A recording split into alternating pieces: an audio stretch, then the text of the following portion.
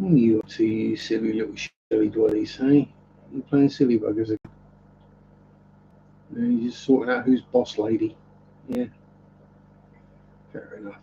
You gotta know who's in charge, haven't you? Suppose we better start this streamy thing off early, hadn't we? Hey? Yes, winking those blue eyes at me. I know. Should we do the song? Yeah.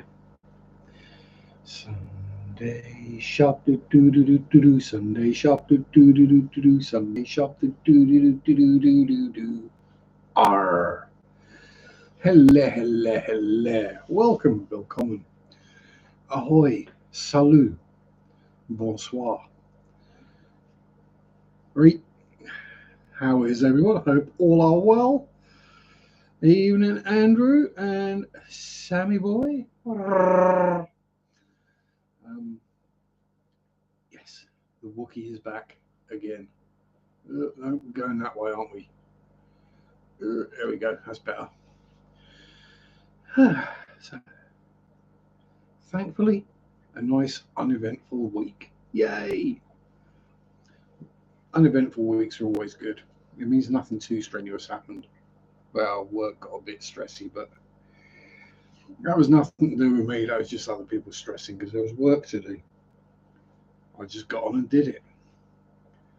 Apparently, I'm amazing because I just get on and do it.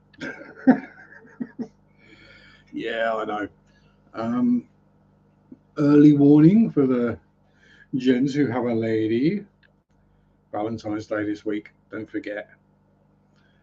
Currently travelling on the M62. It might disappear at times. Yeah, that's just the M62. That's nothing about mobile signals.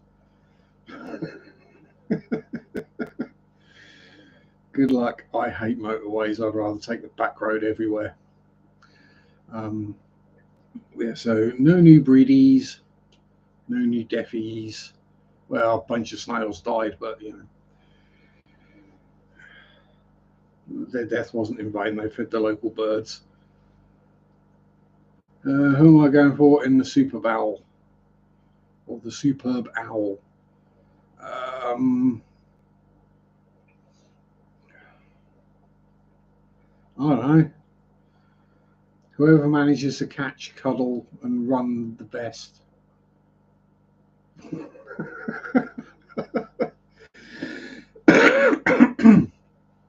I found out Taylor Swift is doing the halftime show, but that's about all I know.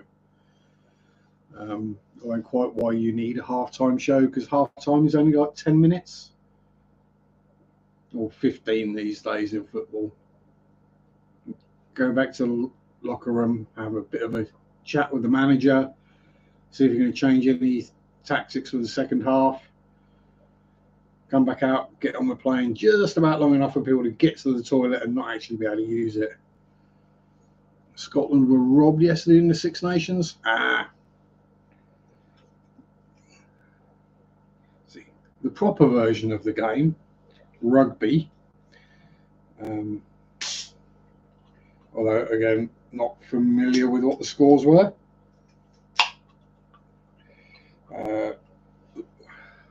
No, I did watch it when it was the Six Nations. I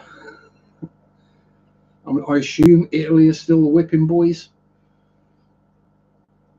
I'm going for a team that's got the most active warrants, the only quality. Yeah, that's probably fair. Most of them probably for spousal abuse.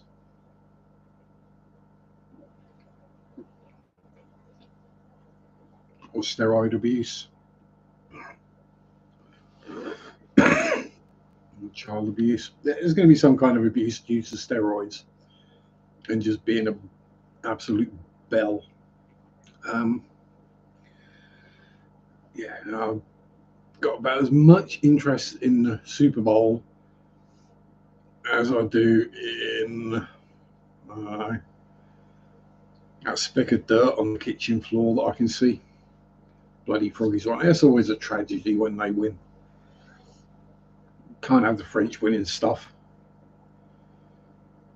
Got to go for the 49ers because I live in California or something.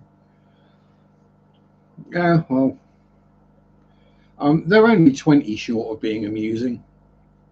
No mention of the French. We did it once, and I think we got away with it.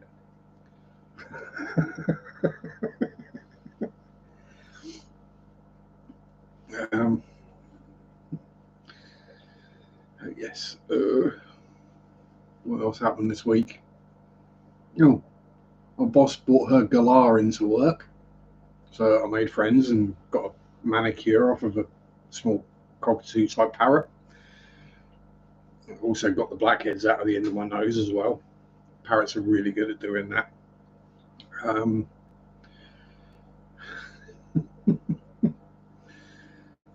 Yes, made friends. And yes, she is actually a flaming galah due to the coloration. So it's not just an insult to call someone a galah in Australia. It is actually a bird.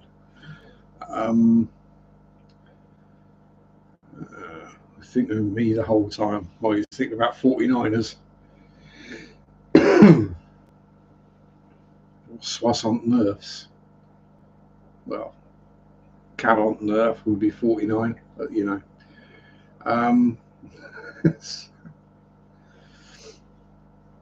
Yeah, so there's that.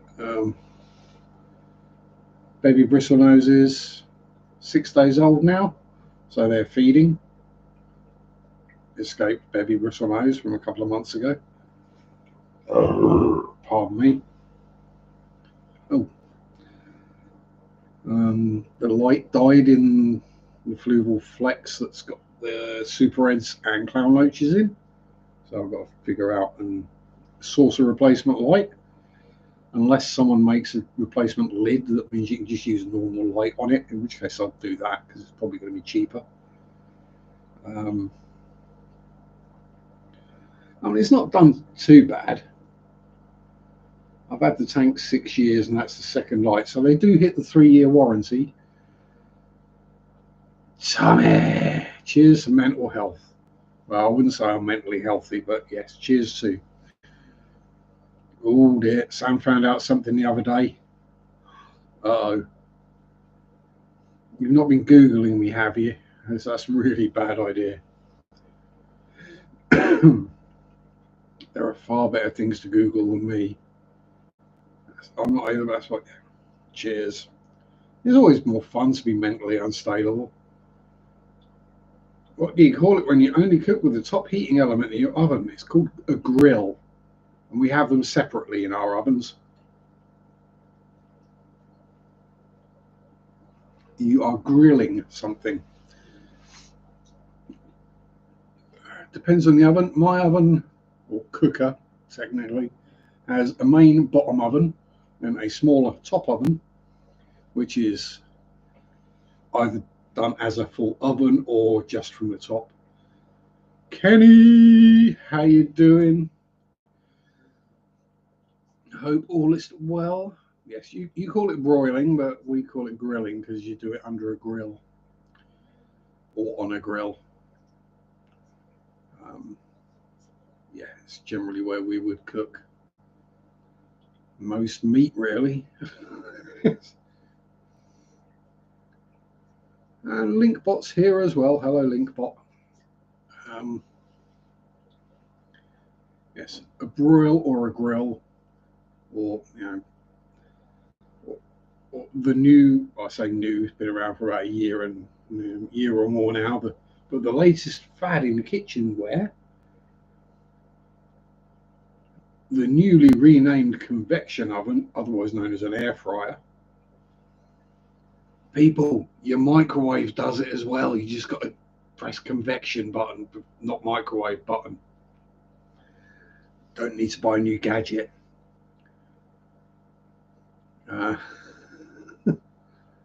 Yes, I see have the microwaves over here work as ovens and grills and broilers as well.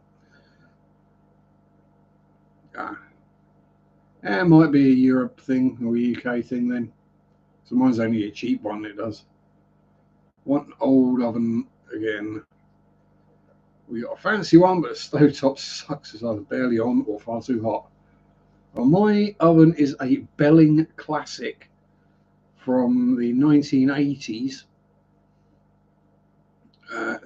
The only things that don't work, or the only repairs I've had to do, well, the clock is not accurate, but it's a 40-year-old cheap mechanical clock. It's probably full of chip fat and grease and stuff, dead spiders or whatever's in there.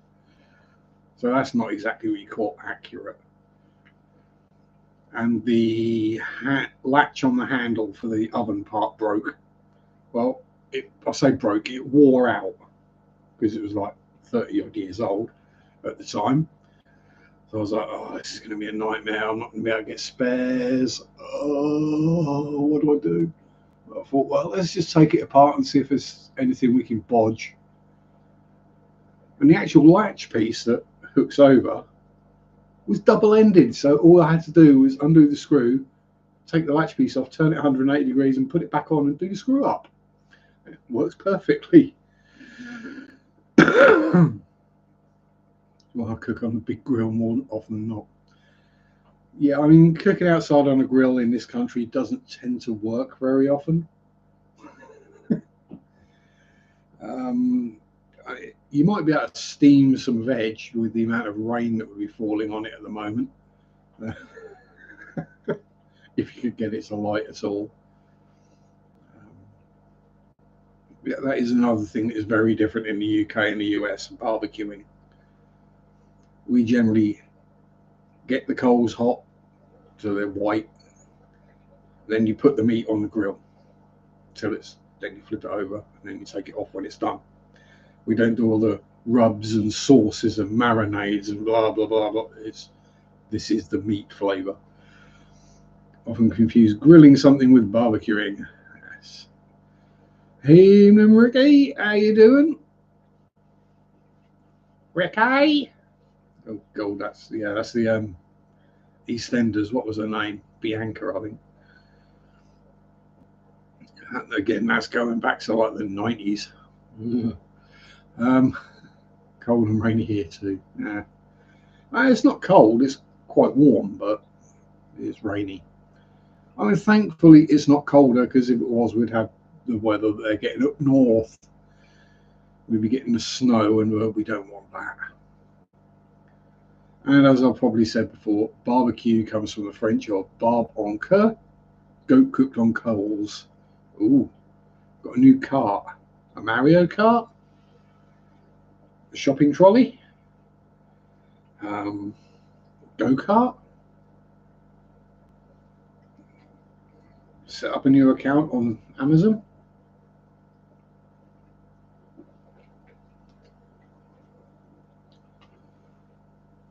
Cart would have cost me 100, but I got it for 35. Did you twerk for the person that was selling it, and that's why you got it cheap? Or did you teabag them?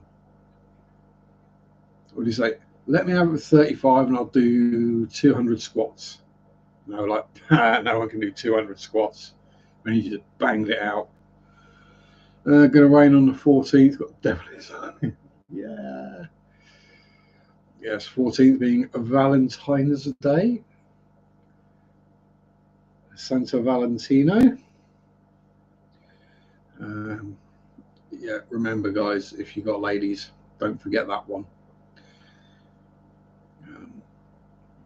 Yes, quite the week of celebrations this week, because it's Latte's birthday tomorrow. She's a whole, I think she's 2, might be 3. Yeah, I think she might be 3 now. Mary and mine's anniversary on Tuesday, and then Valentine's on Thursday. Don't worry, I was ahead of the game. I've got it all done, sorted, dusted. Mary's got all her Valentine's gifts, flowers, chocolates, stuffs. It was her that forgot. Well, she's got it already, she just didn't bring it with her.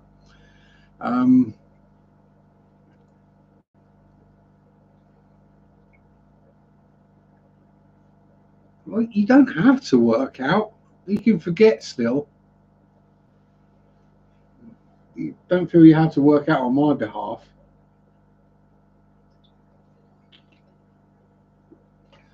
I love you just the way you are. There you go. That was really bad. I do apologise. I mean, not that my singing is ever any good, but that was worse than usual. Oh, am I developing a grey stripe down the front as well now? Bad enough I've got one at the back, and we'll get one at the front as well. Oh well. Ugh, ugh. Shake out my luscious locks. Exactly.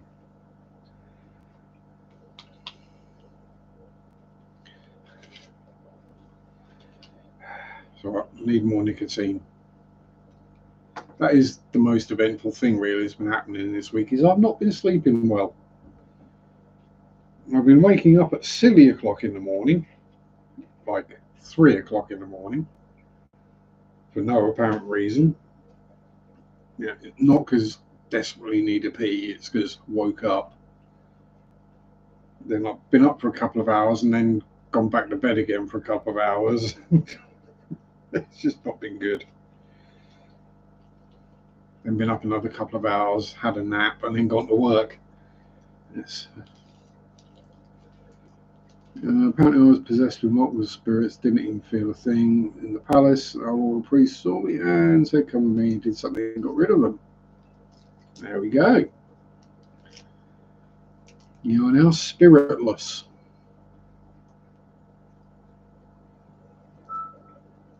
Saw him running away. I was like, WTF was that?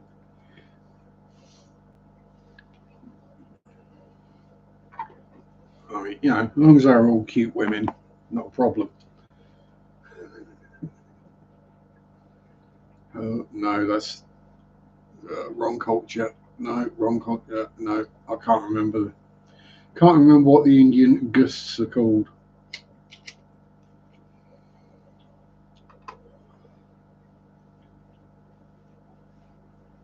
Sam's gone off to start squatting. Um, Literally, the only time I squat is when I've got to go to the loo in the wild.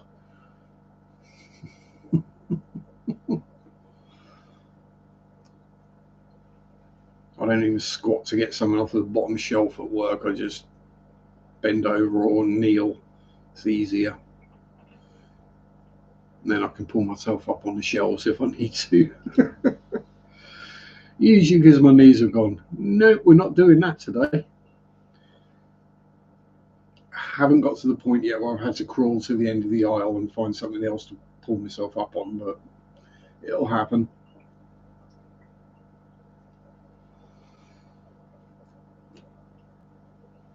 What are you being all jumpy for? You should be used to me flicking out ciggies. Silly Shelly dwellies. Um, yeah, so it has really been an uneventful week. Even compared to my normal weeks, it's been uneventful. I think the biggest thing that's happened to me is I got bitten by a mosquito on the bloody leg yesterday at work. For some reason, there's one flying around already, and it decided that my leg was the best thing to eat.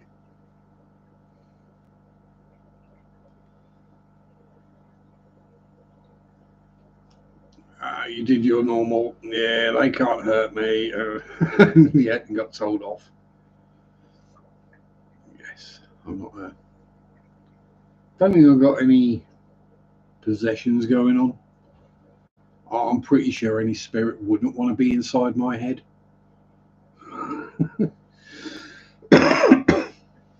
Evil spirit would get in there and go, "What the heck? I'm out of here.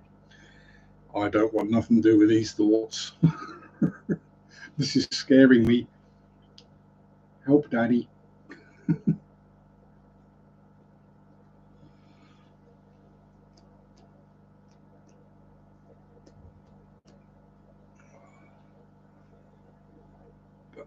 I'm guessing anyway. The mosquito, I'm guessing it probably died after biting me because,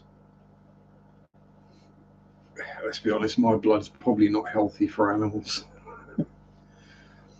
The amount of caffeine and nicotine in it probably went. If it was possible for a mosquito to have a heart attack and die of toxic shock instantly, it probably would have done. Which is annoying, it means it suffered for less time than I did. One of those ones where you itch it and then it just keeps weeping. It's not pleasant. Did try putting a plaster on it, a band-aid, sorry. But yeah, no, that didn't work.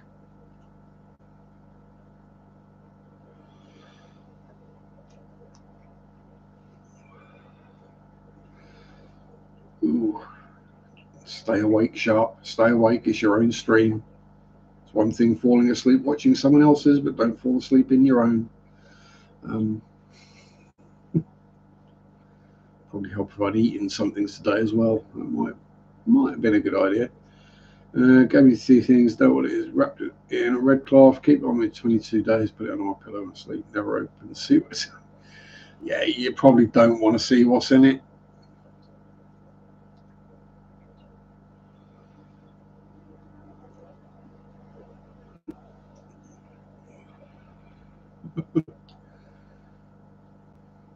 Yeah,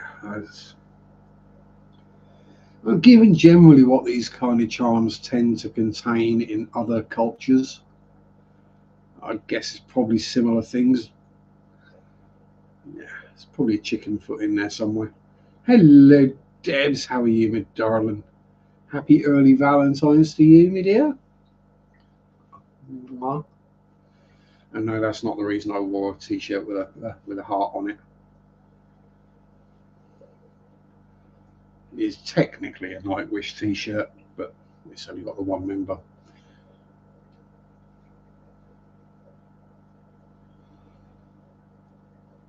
It is my Floorgasm t-shirt with Floor Jansen on it.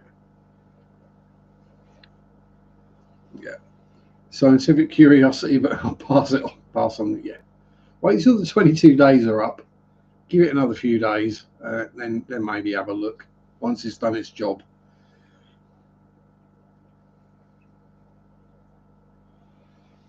Yeah. Andrew is somewhere on the M62 at the moment.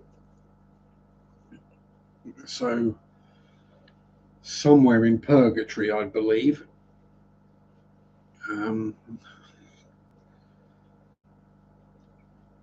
Why is it motorway drives? They always seem to drag way longer than non-motorway drives. Even for the same distance, when the non-motorway one takes longer but seems faster. Is it because motorways are just so bloody boring? It's look exactly the same all the way along. 4 lanes of traffic, central reservation, the occasional bridge and turn off. Big verges either side so you can't see anything. Squished deer and badgers down the side of the road. Bits of lorry tyre. The odd shoe for some reason. Yeah, that's pretty much motorway experience in a nutshell.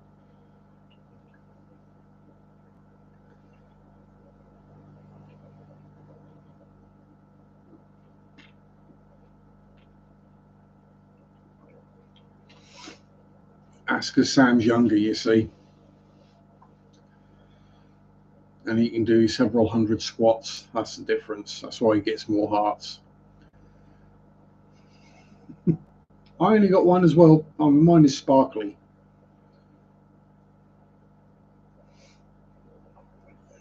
Yeah. I mean, if you want, I'll give you a kiss as well, Andrew. And you know I would. This is the thing.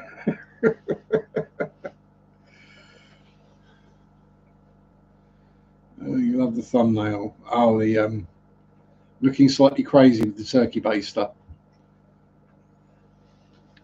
That's because I was watching a reaction to Love Removal Machine by the Cult before I set the stream up.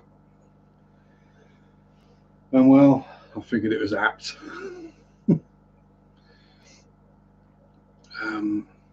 Yeah, there you go. Debs is sending all the hearts to everyone. Debs has got all the love in the world to hand out because she's that lovely. Oh dear, that sounded so sappy and cheesy. I do apologise. In actual, I did do one thing this week, fishy related. Not fish, shrimp. Two things actually. Excuse the nails. Reason we have a lighty poo on in that tank down there now is because I decided every time I do my water changes on the shrimp tank and the Nanakara tank, there's always a whole heap of tiny shrimplets in the bucket at the end. They didn't go in with the water when I put the water in the bucket. They were in the filter sponges. So what I'm now doing is saving them. I've been saving them for a while, don't worry. I haven't just been flushing shrimp away. I'm going to start a third shrimp colony. Just to get the tank bioactive. And then, pardon me, once I've got the pH down, I've got some more Nanakara eggs, so I will transfer them over and the shrimpies will keep the eggs clean and probably feed the Nanakara for a while. Yeah, once a shrimp tank, always a shrimp tank. Yeah, exactly. The only one I've got that's had shrimp in it that doesn't anymore is the shell dweller tank. And we know why. It's because they've eaten them all. But yeah, that tank originally, it's set up, it didn't have shrimp in it. I didn't put shrimp in that tank. It had bristlenose, 3 butterfly cichlids, what else? And the Danios. Which ones did I have? Weren't the glow light, weren't the leopard. Oh god, what Danios were they I had? I can't remember now. But yeah, so there was like 5 Danios, 3 butterfly cichlids and a bristlenose in there. It must have been a couple of shrimp in a plant or something, I guess, because several months later, I sort of had to turn the light on and saw something red scooting for cover. I was like, what's going on there? Have a look. Yeah, so we're shrimp in there. Oh, fair enough. Maybe the odd one escaped and was in a plant or something when I put it in there. So I didn't think anything more of it. And I started seeing a few more and a few more. And then when I went to change the tank over to the Shelly tank, and I pulled all the substrate, complete switch over. Yeah, there were hundreds of cherry shrimp in there. It's like, where the hell did they all come from, and why haven't the cichlids and the Danios been eating them? But yeah, any that escaped that, because they were in the back of the tank or the filter, they've all been eaten by now. Because that's what Shellies do. It's literally the only tank I've got no snails in as well, because the Shellies have eaten them all. Hardly bought in new animals for a few months. Now I've saved up a lot and I get a pair of servals. Oh, they're good. And some monkeys. Servals are superb. Absolutely gorgeous cats. Monkeys I'm not such a fan of. But that's just, they remind me too much of my family.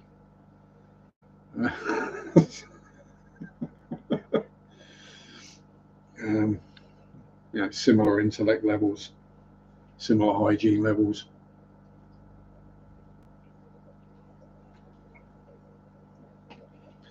Make random screeching sounds when you upset them.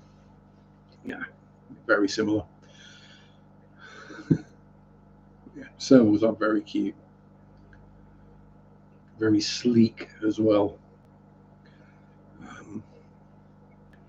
Yeah, I'm waiting on buying any new fish until I've got things moved around.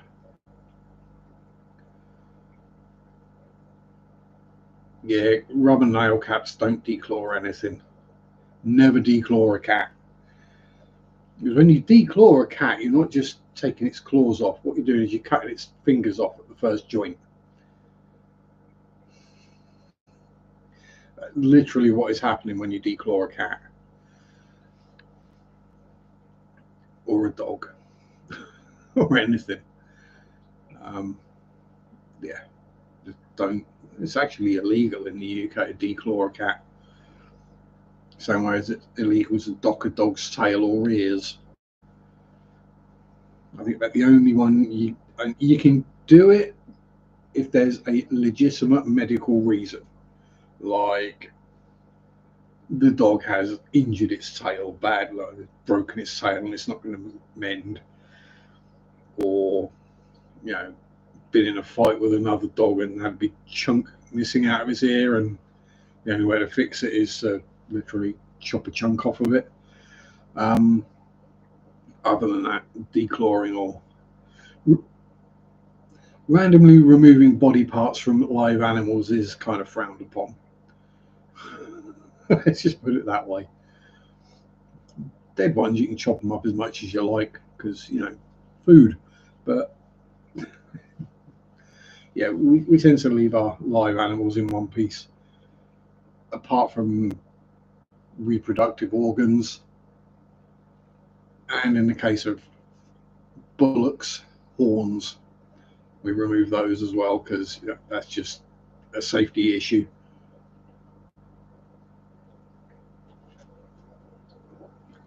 Means they then can't get all excited and gore each other. They just headbutt each other and knock each other out instead. Tide dogs been illegal for 7 years. Weird seeing Dobermans with a tail. It does take some getting used to, but yeah, it's like, yes, Doberman pinchers have tails. Rottweilers have tails. Cocky Spangles, they have tails and big floppity ears. And yes, it is a Cocky Spangle, not a Cocker Spaniel.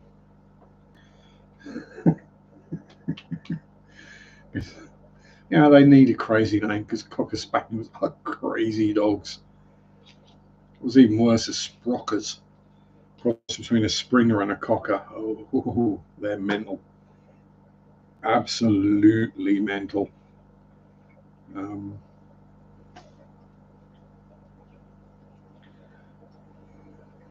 yeah, this is the basic animal rights thing, isn't it, really? Animal abuse, really, removing body parts that don't need removing. And we don't even dew claw dogs. We leave the dew claws on because unless they get injured and damaged, there's no need to remove them. It's just another vet bill that you don't need. I'm starting to wonder actually whether all this docking and declawing is an idea come up with by vets to make more money. You know, like all the ways dentists have of saving your teeth these days. You know, whereas in the past they used to use, oh, your tooth's rotten, we'll pull it out. Now they go through about 300, you know, different bloody solutions, and then end up pulling it out after they've charged you thousands. And you're like, if you'd just pulled it out like I asked you to the first time, we wouldn't have been here. But then you wouldn't have had your third skiing holiday this year, would you? Yeah, they don't scratch like cats. I think people are worried about their hardwood floors getting damaged. If you're worried about your hardwood floor, don't get a dog or a cat or a prairie dog or a rabbit or a hamster or a guinea pig or bird. Just don't get animals if you just don't get hardwood floors because they're bloody awful. Yes, I know they're easier to clean because you just run over it with a mop or a brush rather than having to get the vacuum cleaner out. They're horrible to walk on. They're bloody cold. Generally quite ugly.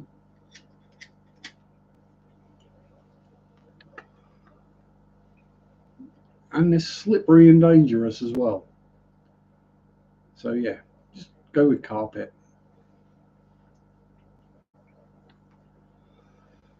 If you don't hoover it too regularly, it lasts a long time.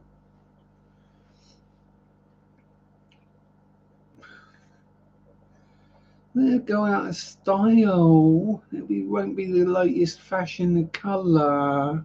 And seriously, who cares?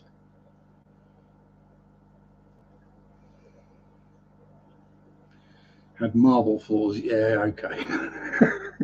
If you've got marble floors, that's slightly different. But you're in a very hot country, so it's understandable. Um,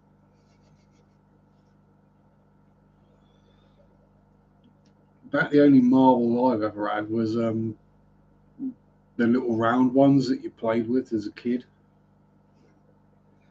or that you use for spawning containers for things like tetras and danios to catch the eggs. Um, yeah, I'm literally carpet everywhere apart from the kitchen, which has got lino or linoleum, and it's proper lino. It's not just a silly little bit of vinyl stuck on something. And yes, there is carpet in the bathroom as well. And no, it doesn't get manky and nasty and horrible like people think it does.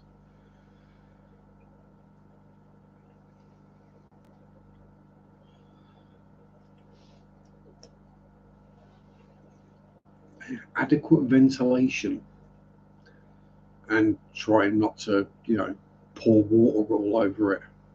Quite easy, really. You just put a towel down. That's what they're for. Absorbing water. But now there are two new things we have in stock at work, both of which I would seriously. Why? That's a really bad idea, and anyone who buys it deserves a slap. One is composite sink or basin for the kitchen. So, in other words, carpet in the bathroom, what you do when miss when you don't miss. It's that simple. And there are specific bathroom carpets. Don't know what's so different. I think they're probably just antibacterial or something. But yeah, so yeah, plastic sinks, composite. No, it's plastic. Yeah, might be a bit of resin, but yeah. So first time you do the washing up in the sink and you've got a knife in there, you're going to scratch it. And secondly, this is a really hard water area, and they're black. Yeah, how long do you think before that's going to have big white chunky marks on it from the lime scale? And the other one, the latest fashion, is matte black faucets or taps. Again, same problem. They're just going to get covered in lime scale and look absolutely hideous. Stick with the chrome.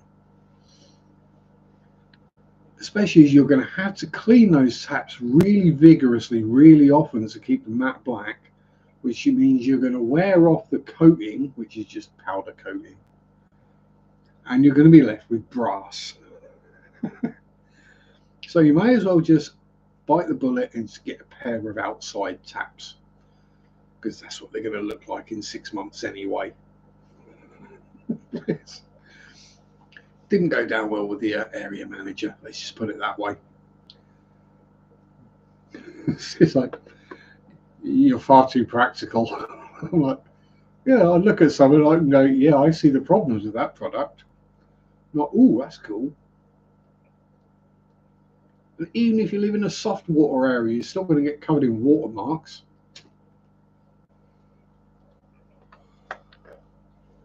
Yeah. Also, I sit down to pee, so I don't miss. And when you dry yourself as you get out of the bath. That's the solution to that one. So what you do is you pull the plug and you stand up in the bath and you pick your towel up and you dry yourself off.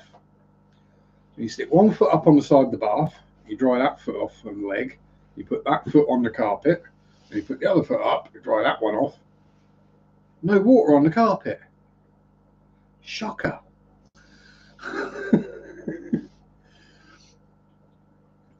Got chrome golden faucet, same problem, watermarks everywhere. However much you clean it, oh yeah, exactly. Just stick with blooming, just basic standard chrome.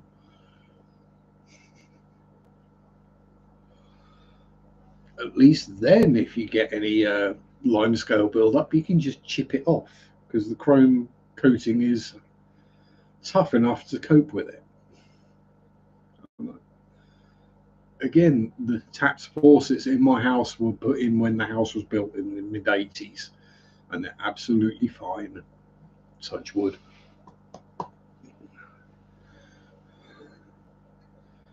And you know how I know that?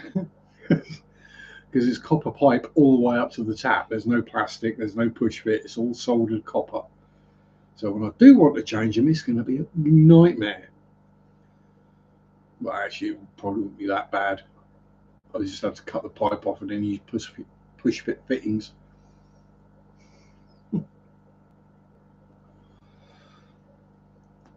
But I'd cut a good chunk of pipe off, and then I'd fit isolating valve, another bit of pipe, and then the tap connector, flexible.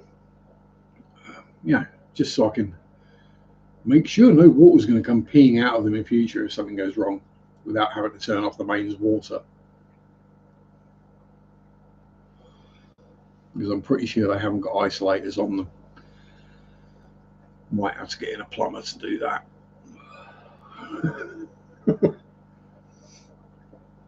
But then again, part of the joys of working in a hardware store that deals directly with the trade is you make friends with people who are plumbers, electricians, builders, fencers, general DIY people, heating engineers, all the good things, and then you get mates rates, which is a lot cheaper.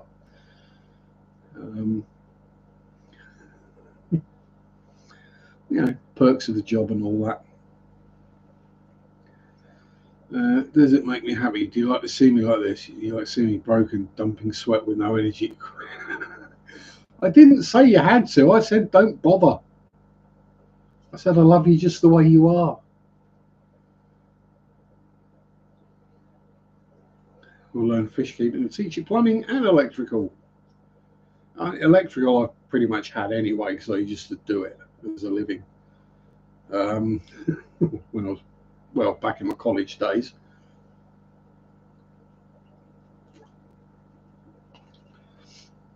And the good thing with plumbing is you can see where it's leaking, unlike electricity. Hello, Spotty. You finally got out of the cave, have you?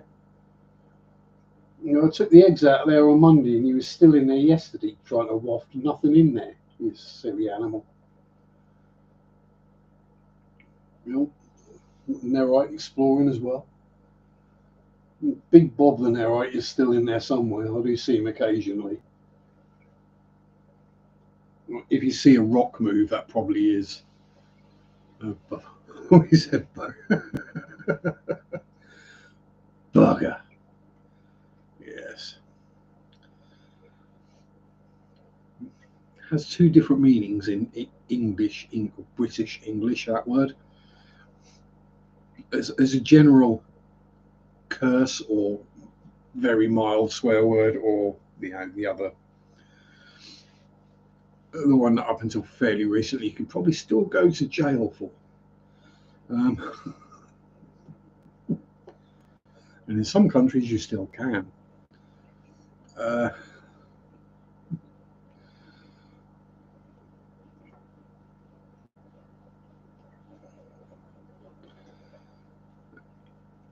So don't worry about Sam, you'll be able to get your own back on me later in the year. Because I'm sure there will be a video of me looking at absolute mess, broken, dying after that bike ride. Going, I ain't doing that. Your definition of bugger in that sense is unique to the UK. Yeah. Also, yes. Yeah. Yeah. It's still. It's so spastic is one of those words where it is a medical term. If someone is spastic, they literally have a medical condition. We won't go into that any further. But it also gets used as an insult to infer that someone has that condition. So it's kind of a word that if you say it, even in the correct context, people will be like, oh, you can't say that. Well, I'm using it in the correct context. It's not offensive. If I were to say you are right, then it would be offensive, as you're not. But if you were, then it wouldn't be offensive because it would just be factual.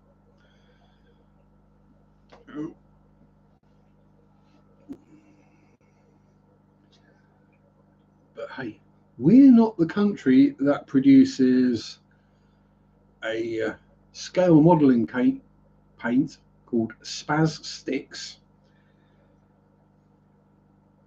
or a brand of screws called Spax, both of which, well, Spax is a shortened version of spastic, or a group of.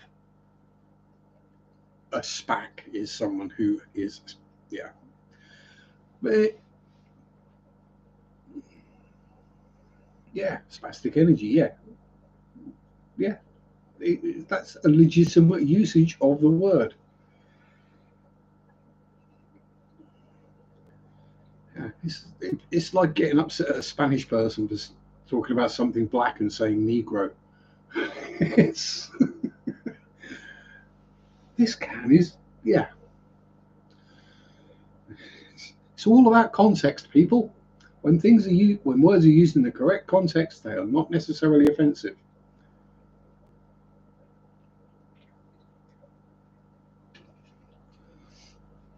And that whole bit has probably got me demonetized for this video. Um,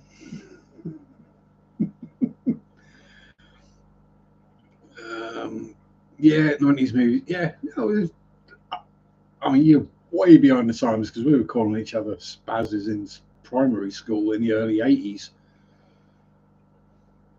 They were coming, you can't say anything more anymore. Everything will be offensive. Yeah, probably.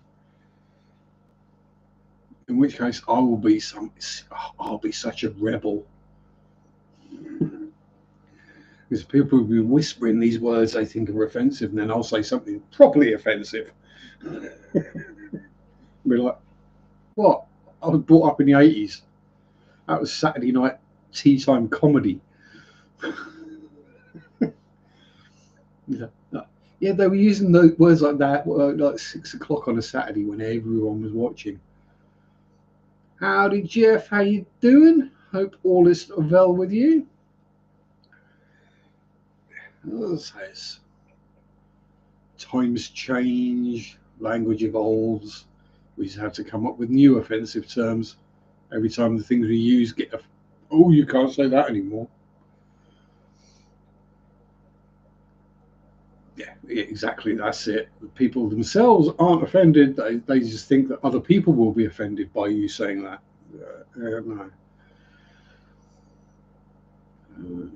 No. Some dumb people get shut. Get their mouths like smart could speak. Yeah, now the smart people have to keep their mouths shut to not offend the dumb ones. Yes. Or idiots, as we used to call them. Evening, Mikey B. A Blanquette, hello. God, why am I speaking? It's Andrew's fault speaking about French earlier. Except we need to say hello to every person in chat. That won't take too long. Yeah, starting off with Debs, and Debs needs extra hearts as well.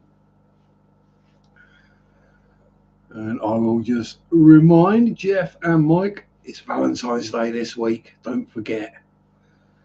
And Quirky, you too.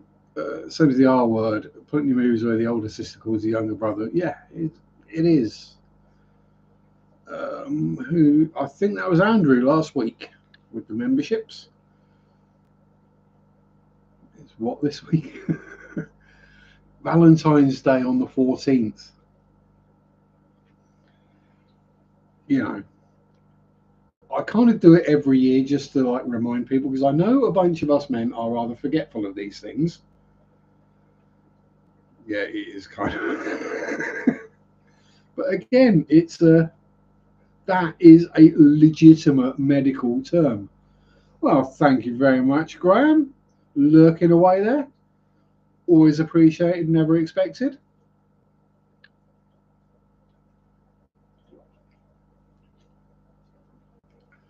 That's Quirky, Bum Bun, Tamer, Eakins, and Delhi.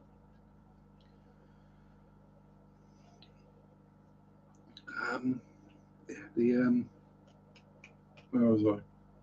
Duffer. Yeah, old Duffer. That's still allowed. Yeah, you can still call someone a duffer because I don't think anyone actually knows what it means anymore. You can't call someone a pleb anymore, that's for sure. Not after an MP got in a lot of trouble for calling a policeman a pleb. Every person that should have been paying 99p in the first place for a membership gets a membership. Yay! We're both broken. Just Bunny getting her membership. I don't think she's actually here, or Adele. Well, not yet. Adele's probably still asleep, and Bunny's probably doing something more important. Yeah. So I think pretty much all of the words we used to call each other at like primary school, middle school, probably high school, are yeah, you're not allowed to say anymore. Oh. I think about the only one you can get away with calling someone these days is Smeghead. Sorry, Smeghead. And that only came about from Red Dwarf. And if you've not seen that, I highly recommend it. It's just a general insult, but it works very well.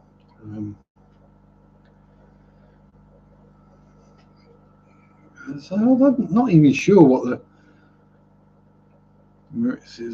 these hubby peasants. Oh yeah, peasant. That's always a good one. Get out of my way, peasants. It's all called hate speech now. Yeah, this is the thing. It's while I agree that there has to be hate speech laws because hate speech is bad, there has to be a line drawn where it's just someone being peed off with someone and being offensive.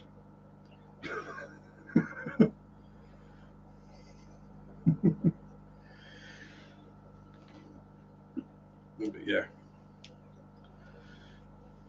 Free speech does not mean you are free to say anything you like. Doesn't matter what part of the world you're in, freedom of speech does not mean you are free to say anything you like.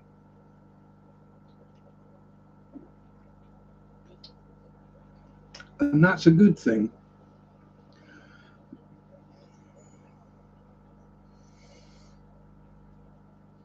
Who allowed this man, this pathetic man, this man who could not outwit a used teabag to be in a position where he might endanger the entire group?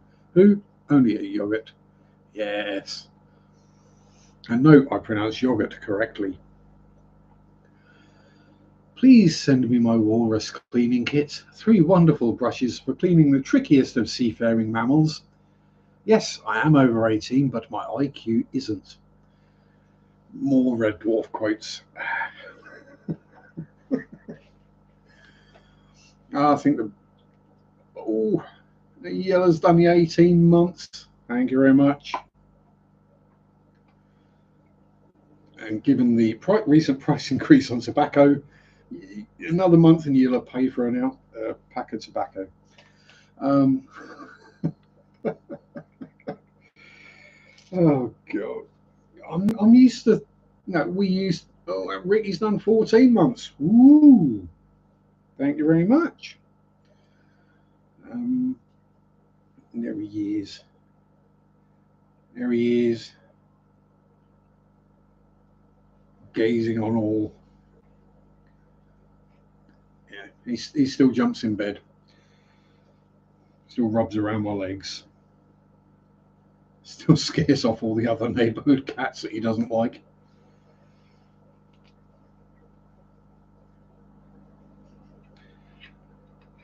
Weirdly, he's fine with Latte.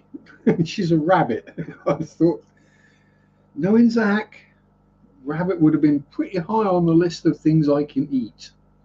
But then it's like he kind of understood him as being an animal friend. Oh, you've not done anything offensive, Ricky. That's why. It takes a lot to offend me.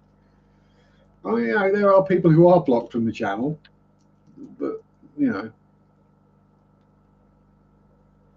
back in the day when crossing the line was called "those are fighting words." Yeah, and he just said those are fighting words, and then someone went, "Oh yeah, sorry." But yeah, okay, yeah, fair enough. I crossed the line. I apologise. And you both went on your separate ways about your day, and it was good. Nobody got beaten up. Nobody got stabbed. Nobody got shot. And thank you very much, Debs, for 17 months. Oh dear. Yes, it is Super Bowel Day or Superb Owl Day.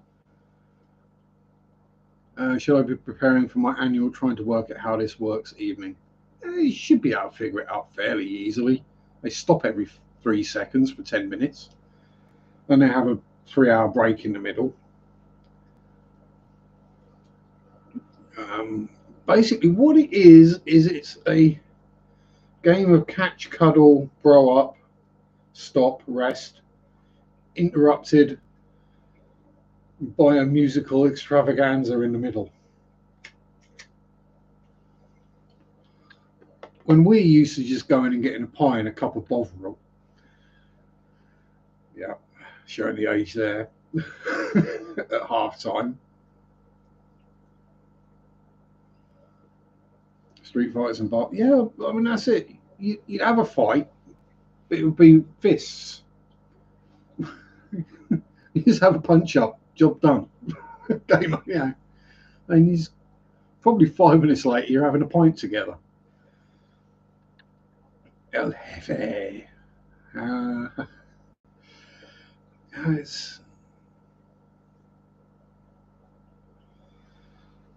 There's a lot of things going from 0 to 100 very quickly these days.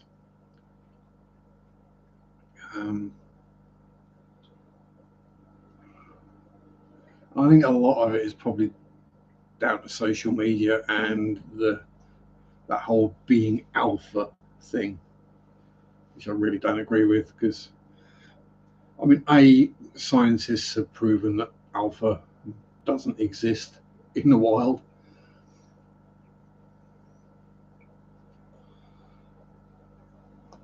And you know, you just make yourself look like an absolute douche arc. Yeah, that's one up on douchebag and douche canoe. You just get bigger, and eventually you end up with a douche Yamato. 65, 75,000 tons, something like that. Yeah, just everyone just needs to slow down and take a chill pill. That's what I think, anyway.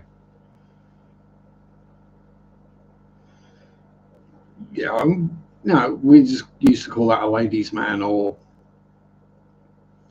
a tart.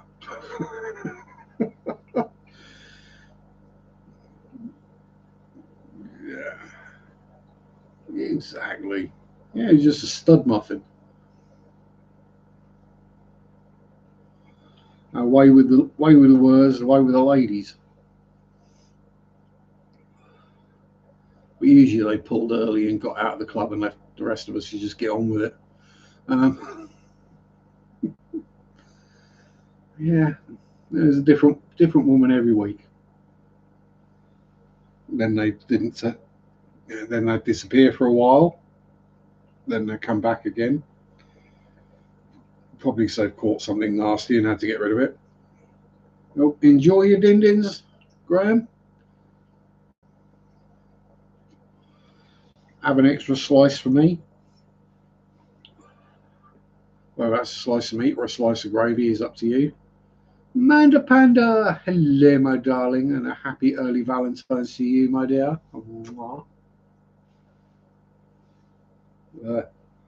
I'll get used to which side it is. Heart. This isn't by choice. This is just sheer luck that there's a heart on my t-shirt. And there's not one inside it. Let's be honest.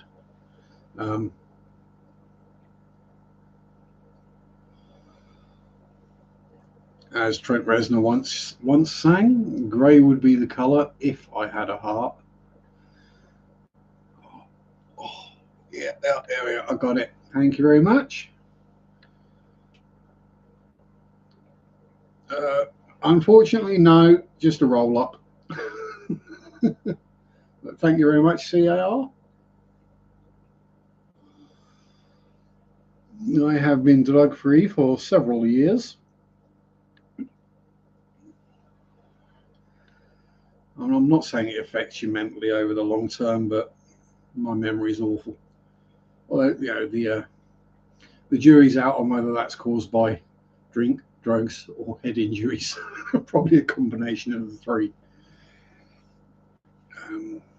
And energy drink, not beer, because I don't drink either. I'm really boring. What was I on? Pretty much anything. I didn't do ecstasy because it makes you dance to really bad music. And I never did heroin because I'm not absolutely idiotic. But pretty much did the rest. No crystal either. Didn't do that because that weren't around. Didn't like coke because, you know, memory loss is what fish water would be smelling. Yeah, I'm going to blame Pleco poop for that one.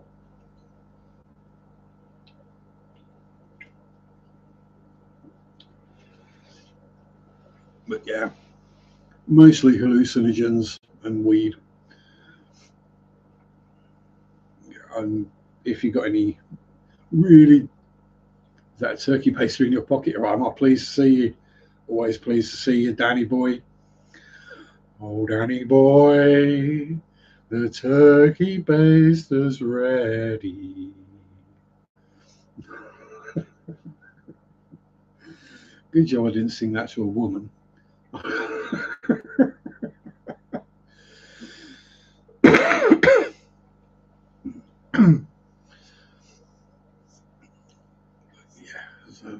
A long and storied history of abuse, basically. This body is not done well. Herbal, anything herbal used to do it. The only chemical I do is acid once, and a lot of baking soda. Yeah. I mean, I did a basically, yeah. Well, it was above A level, so slightly below degree level, but a engineering maths exam, and I did that while I was floating around the edge of the universe somewhere. And yeah, 3-hour exam that I finished in under an hour and got a distinction for. I don't even think I got the calculator out.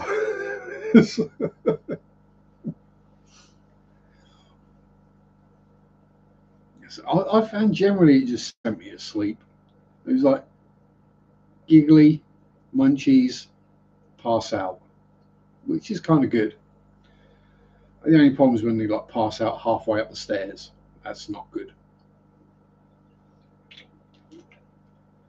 When you wake up in the morning laying on your back on the stairs, head down, wondering why you're in so much pain and why all the blood's rushed to your head, and it takes you a minute to figure out just what's going on. And like, oh yeah, I didn't make it all the way to bed last night, did I? Mind you, I'll take that over waking up kneeling with my head in the toilet. Yeah, my brain just doesn't hyper concentrate on anything ever. I don't think he can be bothered. Yeah, shadow person trying to tell me where I've gone wrong. Thankfully, that was before Shadow turned up. Because actually, knowing what I do of her personality, she would probably just wake me up laughing at me.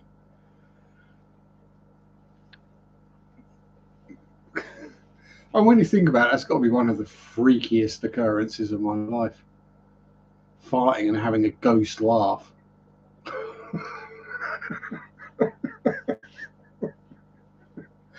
How many people can say they've had that happen to them? Rip off a loud fart in an empty house and hear a laugh. Oh, are you playing silly buggers again, Bert and Ernie? Oh yeah, hey. And we took a bunch of the Limia out there. You should be a bit happier now. You're not quite so crowded, I'd say. Appears by taking 20 adults out, about 200 juveniles have turned up. Howdy, M&C. How you diddling? Yeah. When I say slightly overcrowded. Oh. Excuse the dirty glass, but yeah. Just a few Limia. Pretty much everywhere you look. There's Limia. More Limia. More Limia. More Limia. More. Ernie. Bert. Corey's. Now right, another 150 bristle noses.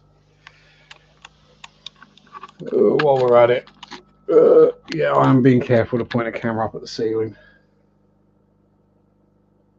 Shelly Dwellies, going to be Shelly babies down there somewhere. I'll probably just scare them all away. Yeah, dozens and dozens.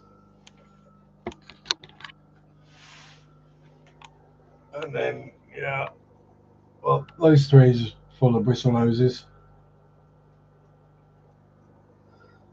That one and that one are full of bristle noses. That one's full of bristle noses. I was actually empty.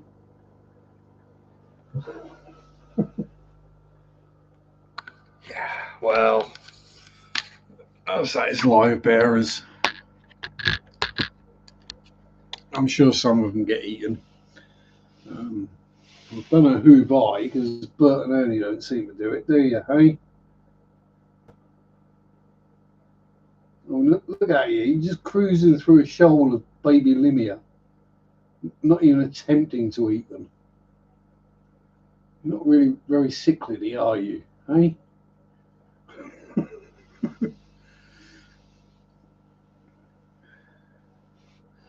Yeah, that's But if you're going to have live bearers, I say have a rarer live bearer, because then you can actually sell them. Things like guppies and platies and mollies, you just end up giving away. And you take them to the LFS and they go, more of them. Pretty much same with common crib as well. They breed really easily, and then you end up with hundreds, and then you can't sell them. And then the babies start breeding.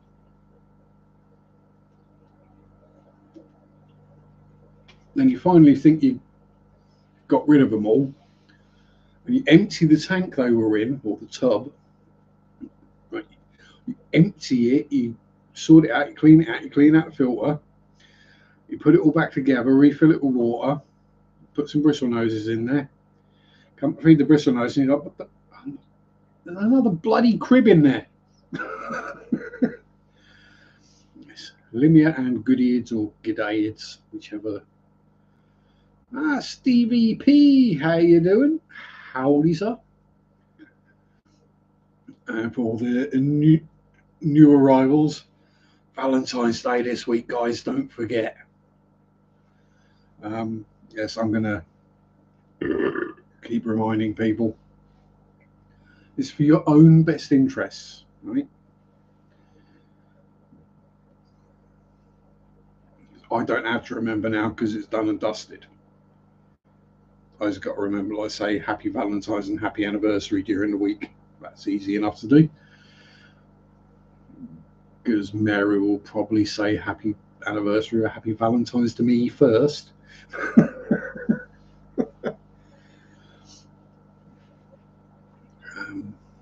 yeah, there we go.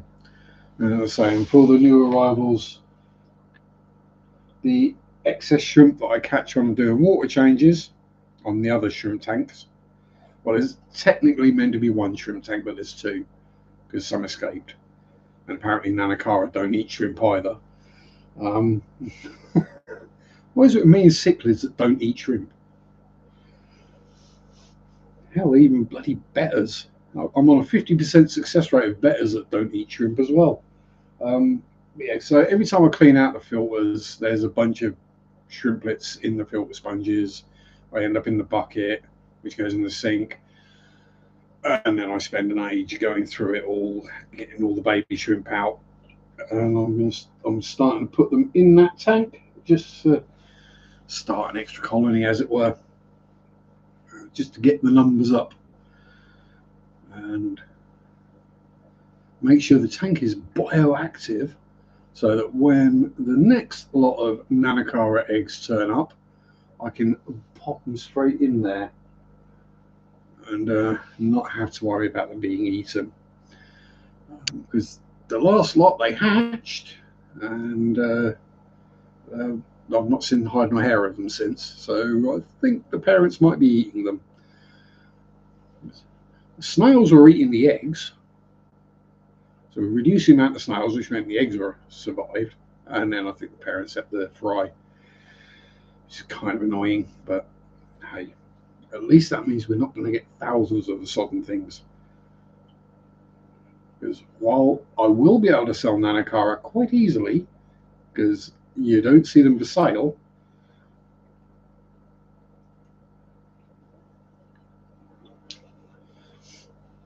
probably won't be able to sell hundreds of them. So what I will do is literally just once in a while when they spawn, grab the plant pot out and pop it in with the shrimp and let nature take its course. I will get some plants in there planted at some point as well. It was just a spur of the moment thing. I had a little dish full of baby shrimp and I thought, yeah, I'll stick them in there, see what happens. What's the worst that happened? A couple of dozen baby shrimplets kick the bucket. I'm going to say here, it's not like I'm short of shrimp. I have no idea how many shrimp I've got. Because both the tanks with shrimp in are pretty full of plants and stuff, or very murky and black watery, and you can't see anything anyway.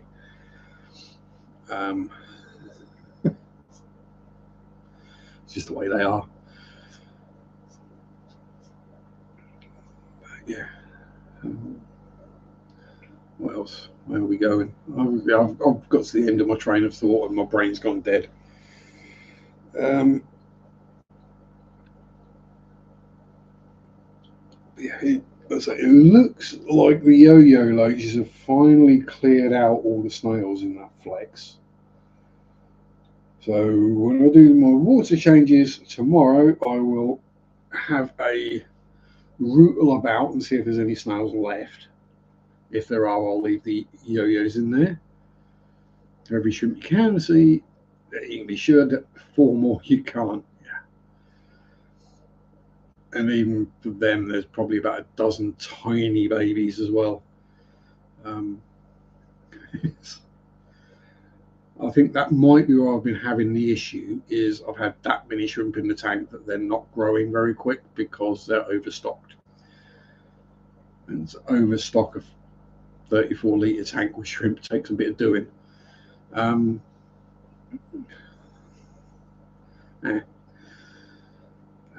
So yeah, an extra colony is not going to hurt. Yeah, the yo-yos. So once I'm sure the yo-yos have desnalified that flex, and I'm not sure about the Malaysian trumpet snails in there because I've not seen one for quite a while, but I'm not finding lots of dead shells either, empty shells. So whether the trumpet snails are just going, sod this, we're hiding under the substrate, which I wouldn't blame them.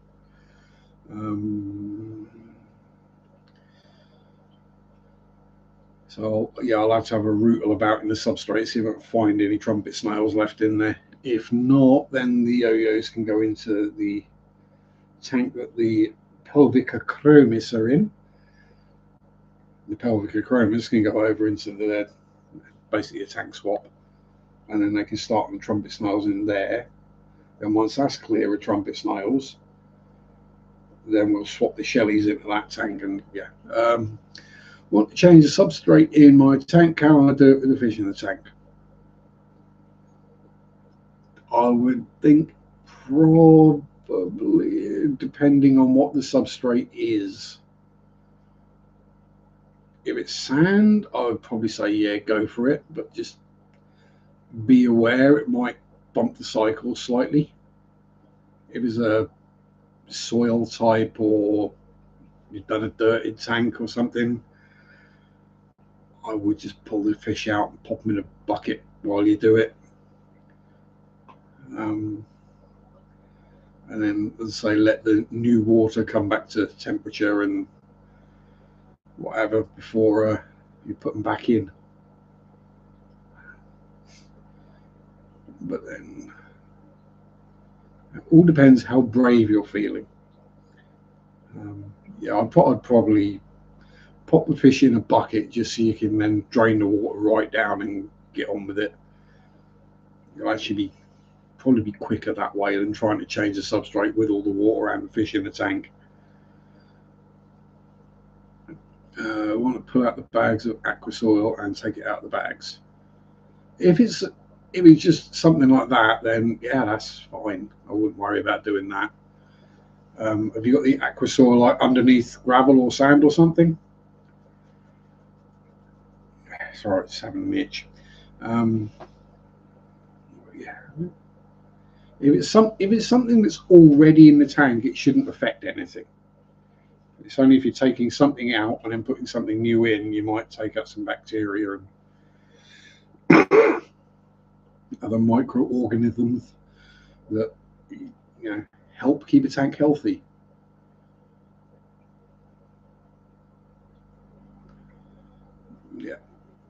Yeah, as Dan says, tote box or big bucket, stick everything in there, and then under gravel it's shifted to the front of the tank. Righty ho. Yeah, so if you're going to do that, then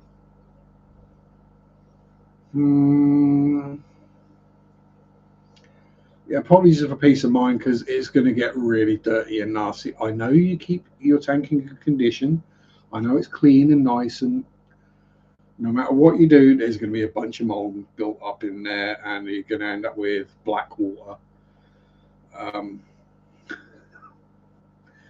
It's going to happen. Howdy, happy place. How you doing? Good to see you.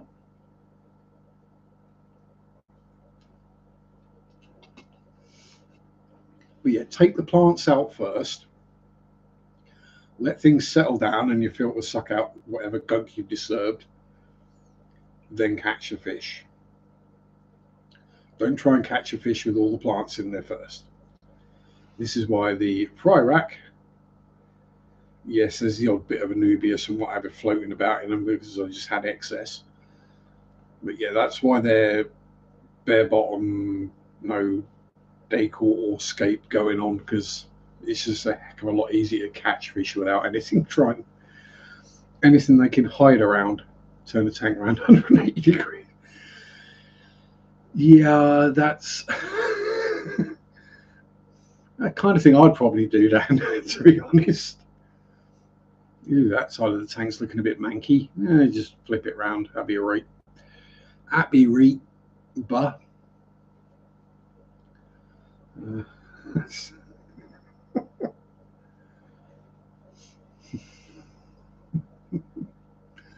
yeah, I can see me doing that.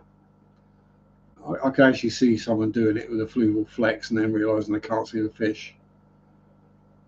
Oh, recovering from a bad day, lost a few of my favourite fish. Oh no, that's never good.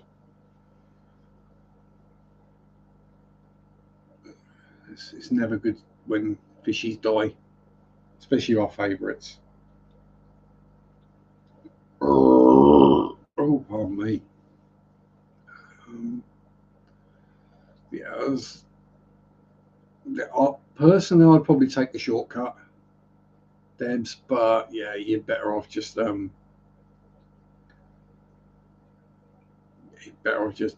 pulling the fish out and the plants out, decor out, fish out. Just because it's easiest to get the fish when there's nothing in the tank, or just one thing they can hide round. That works well with bristle noses, because then they'll hide on that thing, and you just put the net under it and lift it out of the tank and drop in the net.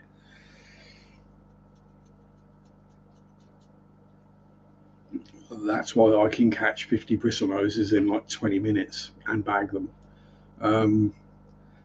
Seriously, the thing that takes me time when it comes to catching bristle noses is the sorting out the sizes.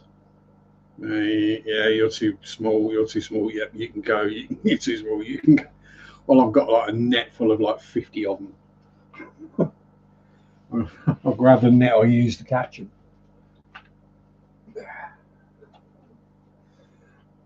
That is my bristlenose fry catching net. Yeah.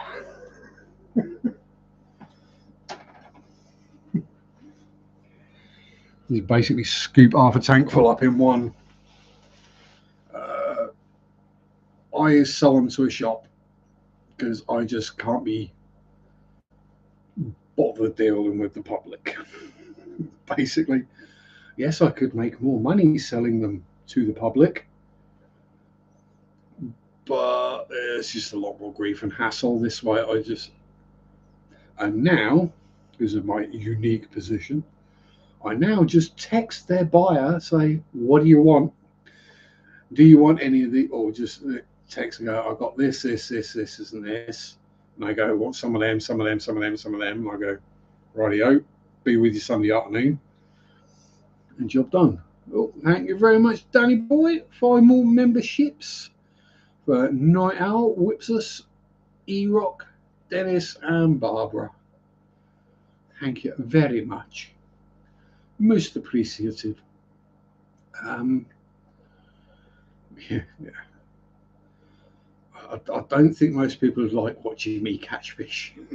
It's not a subtle, delicate experience.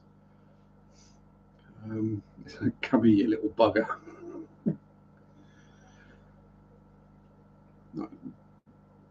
To be fair, the hardest ones to catch are the limia at the moment.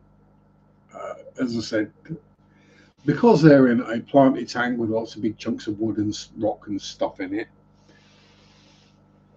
And also because every time I put the bloody net in there, it ends up being full of tiny baby limia, usually a cory or two, and an electric blue acara. Won't hurt to try to make a packing video, reverse unboxing. Yeah, that's possibly an idea how I catch bristlenose. It would literally just be a picture of me putting the net in the tank, picking up the bit of wood, and just watching it all drop off into the net, and then going through it, going, "Yep, you'll do. You're too small. You'll do. You're too small. You'll do. You're too small." There we go. There's a bag with 25 bristlenoses in it, and there's a second bag with 25 bristlenoses in it. And thanks for watching. Oh, yeah, I can imagine that. And they're a very torpedo shape, hence why they're called torpedo barbs as well. Very zoomy and very narrow bodied as well. So, yeah, I can imagine them being a pig to catch. That's where you want a dark green or black net and a bright white net. So you basically scare them with the white net into the dark net. That's a script from ChatGPT. Yeah, you're just making this all really complicated, Ricky. I can waffle plenty myself. I don't need a bot to do it for me or an AI. I can talk rubbish for hours. Booners. No, I wouldn't have thought they were too bad. But then it's not the fish as such that are hard to catch or easy to catch. It's where they are.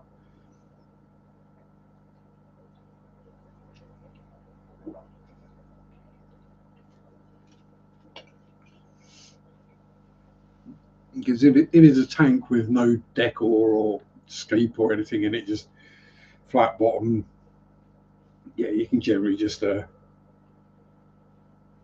either chase them into the net or corral them into one corner and then scoop them out. Can't catch the bully black end protector. She knows I'm after. Yeah, use bare bottom tanks, lower the water level to 1 inch, and then just, yeah, there you go. There you go. There they all are. Yeah, it's generally because I have to catch my fish on a Sunday morning and then take them to the store in bags. Yeah, I don't really have the excess time to be doing that, but you know, bristlenoses generally aren't too bad to catch. Snails are quite easy to catch. Shrimp can be a sod. I mean, you'll catch dozens of them, but again, they'll all be too small to sell. But yeah,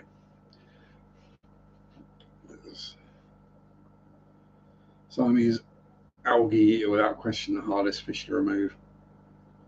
I've not had to try. Yeah, let's say denizens, yes, they can jump quite easily. They're shaped like a torpedo and built like a mackerel, so you know they're kind of designed for high-speed zoomies. I've got to say the easiest fish I ever had to catch was, and we're going back to the previous conversation, was Spaz, the Senegalese bicher.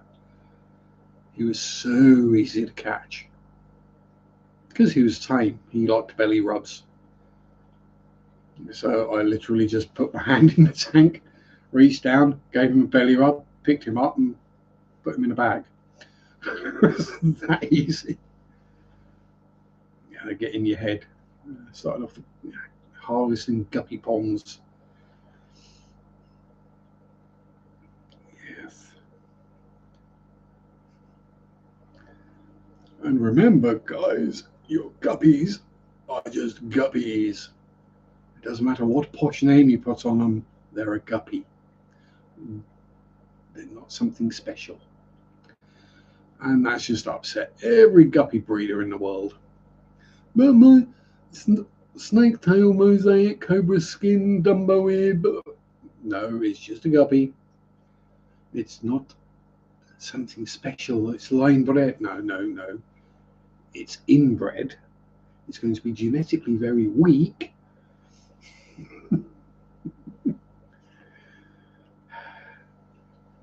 Anyone else just want to get some actual wild type guppies? Or is it just me? Just literal, just how guppies are in the wild, get some of them.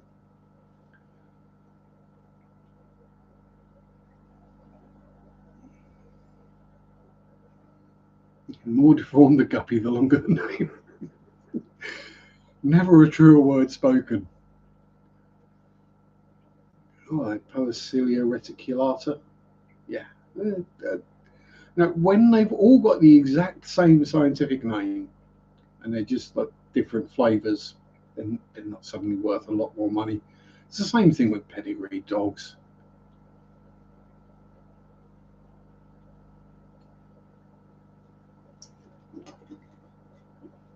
We've bred this dog specifically to be like this. So you bred in hip dysplasia problems, back problems, breathing problems. It can barely walk.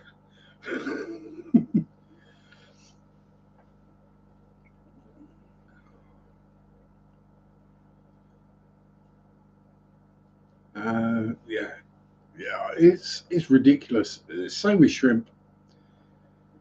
People will pay an absolute fortune for a shrimp that's got a slightly different name on it because it's a slightly different colour. Not tricky. Picked this catfish out of a net. Ah, yes. And I've not had picked as cats, but I have caught plenty of perch while I've been fishing.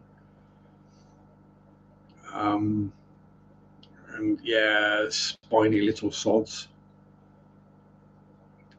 Hillstream loaches, yeah, they are. Apparently, the way to do that is with a credit card. Put the net over and then run a credit card down so you can get them off the glass. And they go plop into the net, and then you, haha. Yeah, or a bottle trap. Although, given Dan's history of trapping fish, mm, mm, yeah, I'm going to keep winding you up about that. Don't worry, if I ever actually get round to doing a bottle trap kind of videos, let's see what's in the local stream, see what we can catch. If I ever get round to doing one of them and I fail dismally, I will upload it, don't you worry. This is the man that uploaded the species profile video on the clown pleco with no appearance from an actual clown pleco in the video. So, yeah, trust me, bro, they're in there.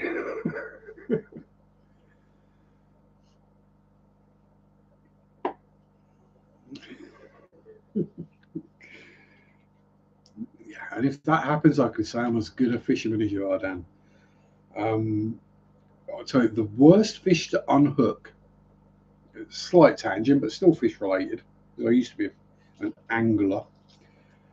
The absolute worst things to unhook are young juvenile eels. Absolute nightmare. Larger eels, not a problem. They're big. You can handle them. And if in doubt, you just lay them on their back and they just freeze, and then you can take the hook out. But tiny little eels, what we call bootlace eels, because they have like that long, so they can still big enough to eat the bait you're using, but yeah, they tie themselves in knots around the hook and the line. And they're very slimy and slippery. Yeah, they're an absolute nightmare. So there were, back in my youth, there were certain places we wouldn't fish at certain times of the year because we knew they'd be full of baby eels. Give it a few months and eels would migrate, start making their way to the Sargasso Sea. But yeah, you wouldn't, because you just literally spend all day trying to get eels off the hook.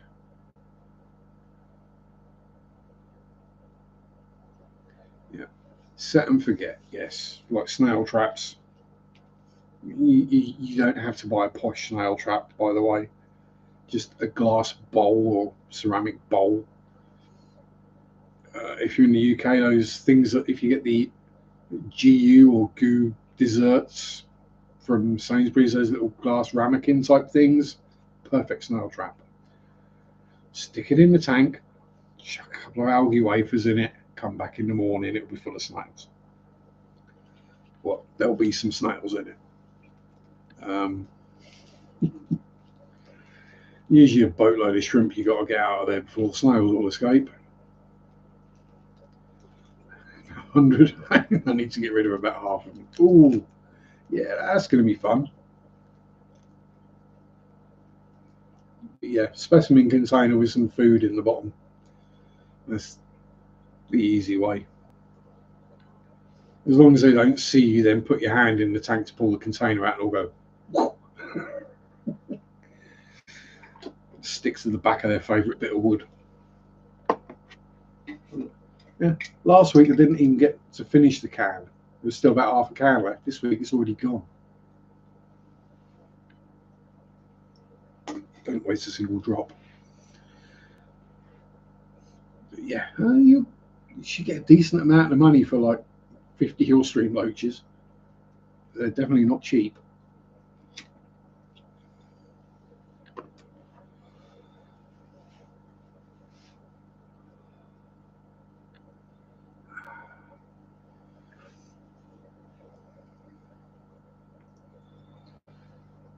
Well, I think aside from the eels, so the second hardest fish to unhook is a small perch, because they tend to absolutely guts the bait, and it'll be halfway down their body by the time you've hooked them.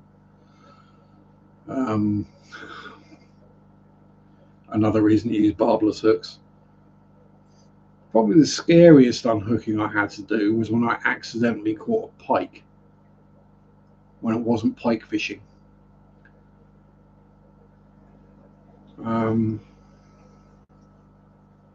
Yeah, because I didn't have any of the proper pike unhooking gear. I didn't have a glove, I didn't have any forceps. I just had a normal disgorger.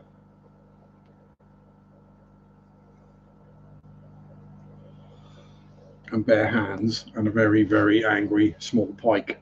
I say small, it's about a 3-pounder. How to get rid of a rat from an empty enclosure, set traps, it still won't go in. Dug tunnels and try flushing it with water, didn't work. Yeah, peanut butter. Yes.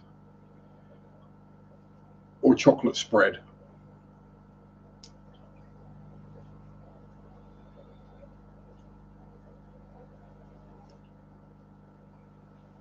Yeah, lowering the water level always makes things easier.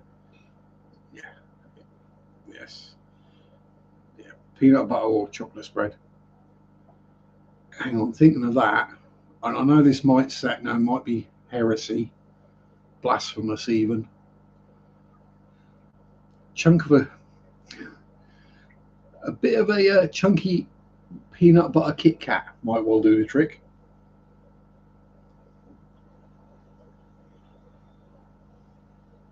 Yes, remember to turn the heater off first before you drain the water. Yes, Dan.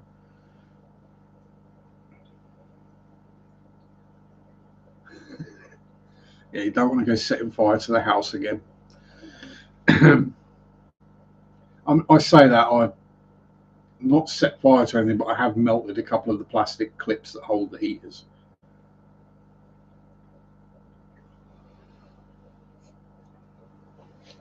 Thankfully, it normally happens to me when I'm like doing a water change, or like when I was doing the deep clean in here to get rid of the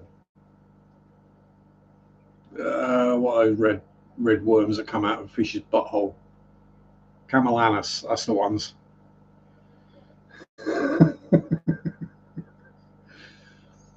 Yeah, and that's when I melted the clips on the heater in there, because I had the water very low.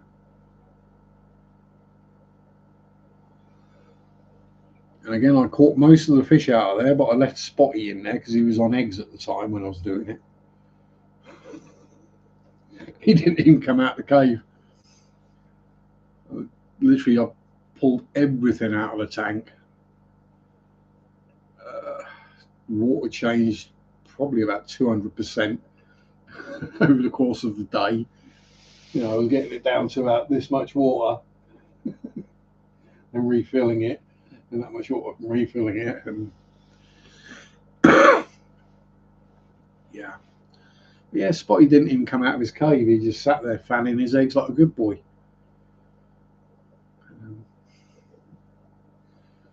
I mean, heck, I can take the eggs out of the cave and he still goes back in there and keeps fanning them until he thinks they should be ready to leave. Which coincidentally is today, is the day he thinks they're ready to leave. And that's because they're off the oak and they're eating their first algae wafers. Yeah, exactly. Mandy's going to be loaded Uh, yeah, you got the smart rat left. That's what you got. Did you ever read The Rats from Nim as a child? Kind of reminds me.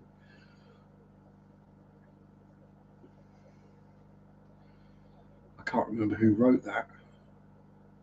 I think it was two or three of the. I think it was a series of the books. Might have been a trilogy. The Rats from Nim, Nimh. I seem to enjoy reading it. I seem to remember. Anyway, I was reading that about the same time I was reading Charlotte's Web, so about 5 or 6.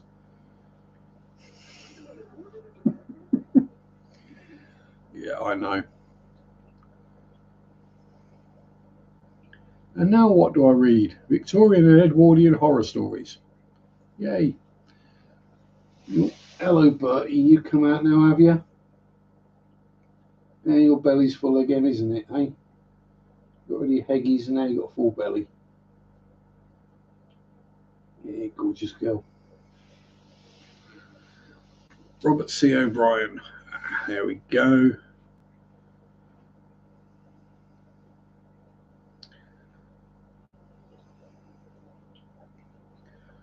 Charlotte's Web was an awesome story as a child. I think there was the animated movie when I was ickle. I think they remade it. Probably ruined it again, like they do with everything they remake. Actually joined an animal rights group after reading that. Oh, it's got to be about the only time in my life I've ever rooted for a spider.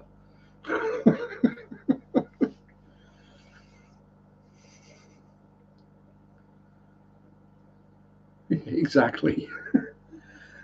The spider is the hero of the story, but you then, yeah, it's weird how you can do that.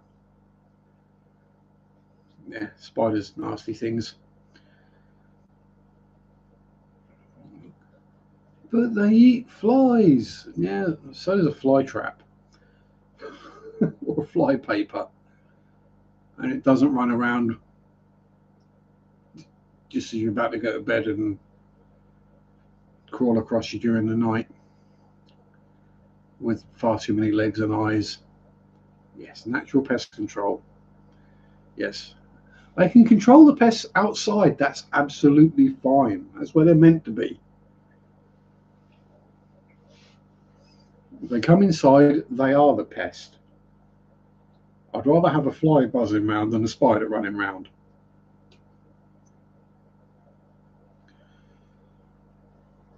You just stick up a couple of fly papers and you don't have to do anything else, and they just, they just do it naturally.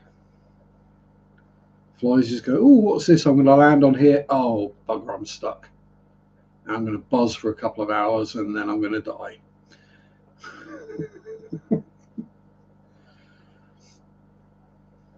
Still cheap as well. Just don't touch a fly paper. Not because EU flies, but because they're super sticky and nasty, and you won't get the stick off your fingers for hours. Yeah.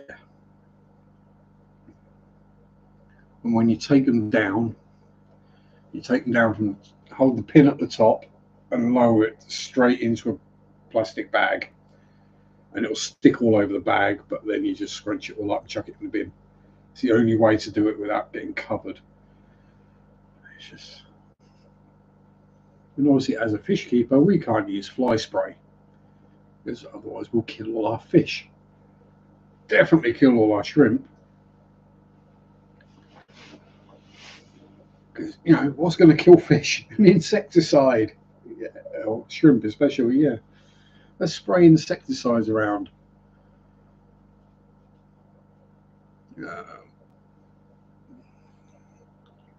yeah, the bug zappers are kind of cool. Only problem is if you're at home and you're sleeping, and then you wake up every time you hear a bzzz, bzzz.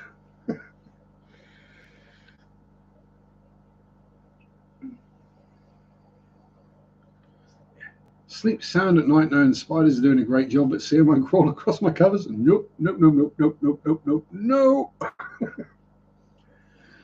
Hey, at least the last animal I found crawling around in my bed was a frog. So, you know, that was a lot cuter and easier to catch and put back outside again.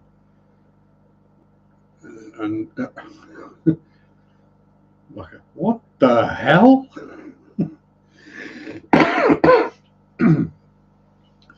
I guess it's what happens when you sleep downstairs when the weather's warm and you leave the back door open and you've got a pond in the back garden that's absolutely chocker full of frogs.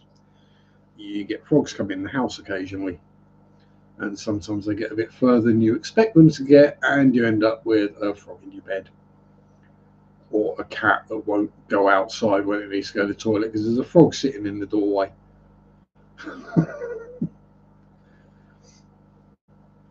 Yeah. And frogs eat flies as well, so yeah, frogs are far cuter than spiders. They've got the right amount of legs and eyes as well. There's no need for more than 4 limbs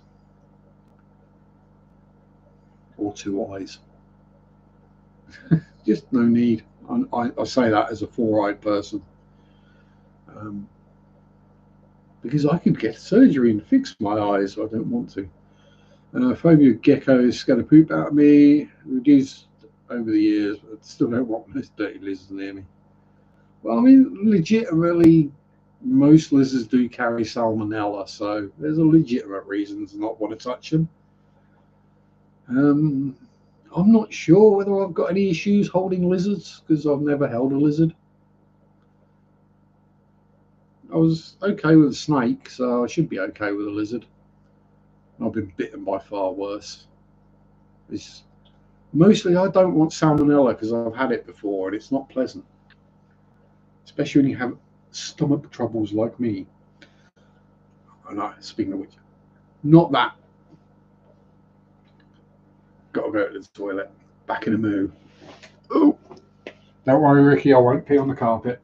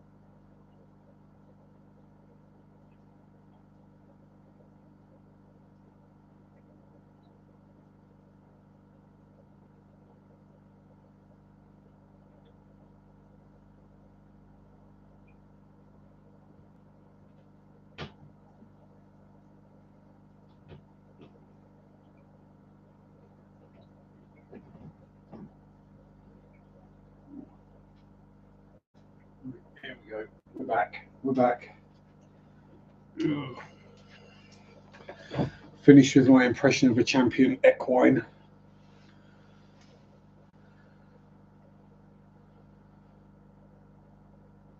Don't get frogs in bed. Bits of frogs in the kitchen, bits of birds. Yeah. Yeah. Yeah, the haggis is a dish. The joke is that a haggis is an animal. It's not. It's just a stomach filled with delicious ingredients. If you've not had haggis, don't let the Same with black pudding, really. Don't let what's in it put you off because it's delicious. Yeah. I don't know what's worse. Getting up at 2 a.m. Yeah, so you're going for a drink. At my age, it's usually a wee. And stepping on half full slugs or step on a Lego brick. I think I'd probably rather stand on the Lego. At least then it's just like, ow! Whereas slug is like, ugh. I know what that is. I've now got to clean it off my foot. Even worse if you got socks on. It's like if you got a new puppy in the house and you kind of forget to turn the light on before you enter the room first thing in the morning when it's pitch black, and first thing you do is step in a puppy poop, like, squelch between your toes, and you're like, oh, I did not need that first thing in the morning. Not a joke. Wild haggis are a menace. Party all night and bite your ankles in long grass. Scottish peril. Yeah. Well, you we'll let the leprechauns emigrate. Yeah, it's a trope, almost a meme about the wild haggis.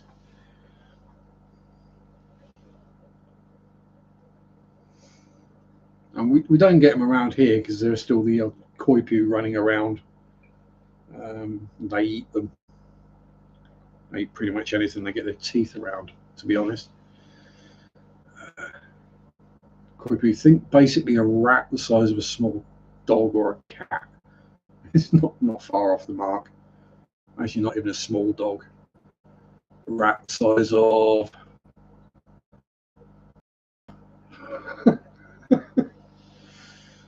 maybe a bit bigger still. They used to be bred around here for fur farming many years ago, and they thought they wiped them all out, but you think you've extincted a wild, always escape. Split of a nail. Oh yeah, there we go. That one. The koipu were bigger than guinea pigs, much bigger than guinea pigs. I'll take your finger off kind of size. Where were we? Haggis, guinea pigs, koipu. Yeah, so the extincting a wild colony of an invasive species. Not all extinct animals are actually extinct. It just means nobody's seen one for a while. So it's like the Tasmanian tiger.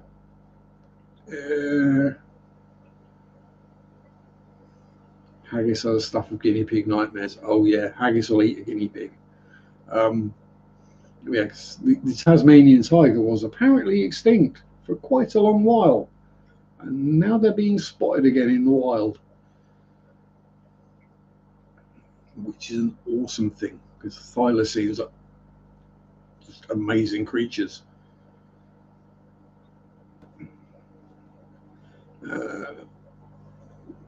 Pass. Internet halfway around the world.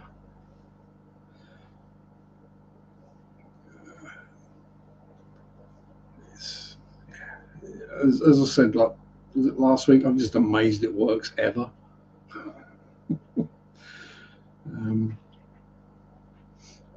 I remember back when the first cordless phones were around, and you had to stand with the aerial pointed at the base station, and if you went into a different room, you'd lose signal.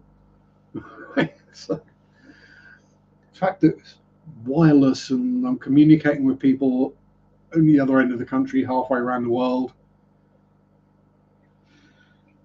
it's magic. It has to be. There's a wizard involved somewhere, and his name was Timothy Berners-Lee. Timothy John Berners-Lee, I think, actually. Sorry, Sir Timothy Berners-Lee. He who invented Tinternet.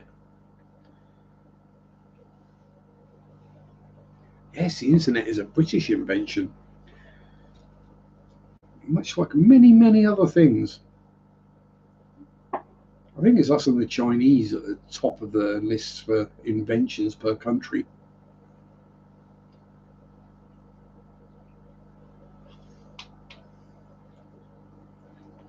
Yeah, so, oh, yeah, be last Siggy, because we're nearly out of time. I do need, isn't Coipu nutritious? Pass. It is a big furry rodent.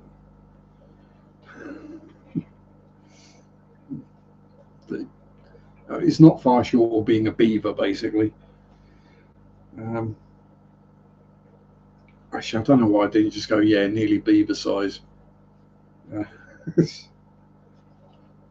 Think of a beaver with a rat's tail, and you're looking at a coipu, basically. And their eyes glow red at night, which is even more fun when you live in the areas where there are still a few of them around. And you're like biking home from school or your friend's house late at night, or in the dark,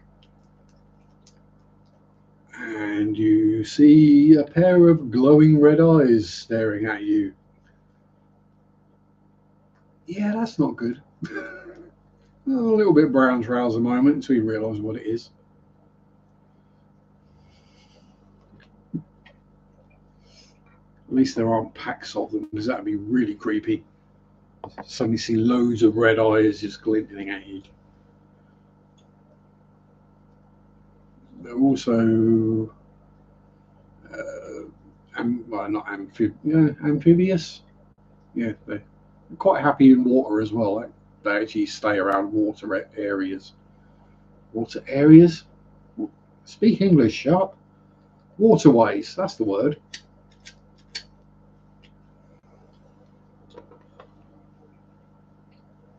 Opposite of originalised Chinese. Howdy, Scott Stern Pagey. Mwah. Happy Valentine's, Page. Don't forget, Scott. Showed the human for an old telephone the other day. Wanted to spin the dial. I looked at me like I was going to teleport to the ancient 80s when the dial stopped.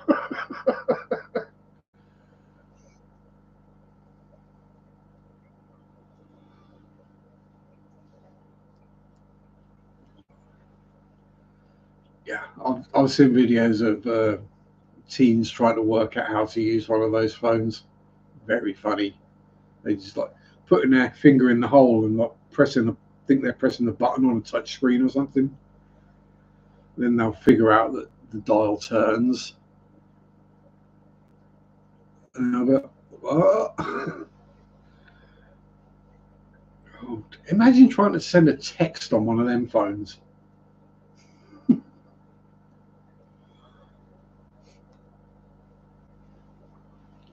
That'd take forever, wouldn't it?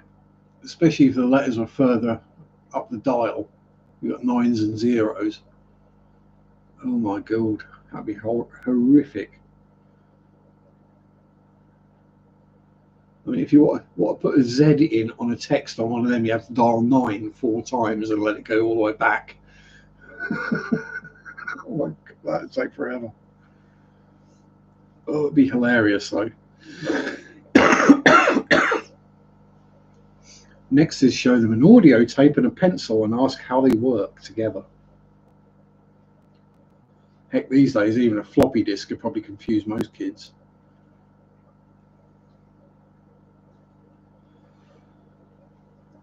Oh, imagine that if your mobile phone actually took a floppy disk for the memory. Size it'd be. Hell, these days you don't even get CD or DVD drives in bloody computers very often.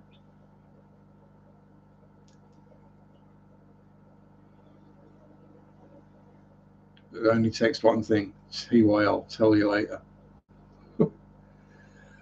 And that will probably take longer than dialing the phone number would. That was back in the days when the area code was 4 letters or 4 digits, sorry, and the phone number was 6. Then they ran out of numbers, so they had to add an extra digit to the area code. Actually, I think some phone numbers used to be 5 digits. Probably before that, 4. Imagine how scary that was the first time you got a phone in the house and then it rings. Everyone's going to fill their pants. Because they weren't quiet either. They actually had a bell in them.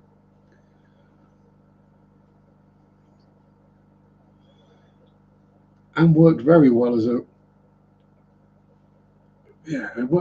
worked well as a weapon as well. More than one person has been hospitalised and probably unalived with one of those.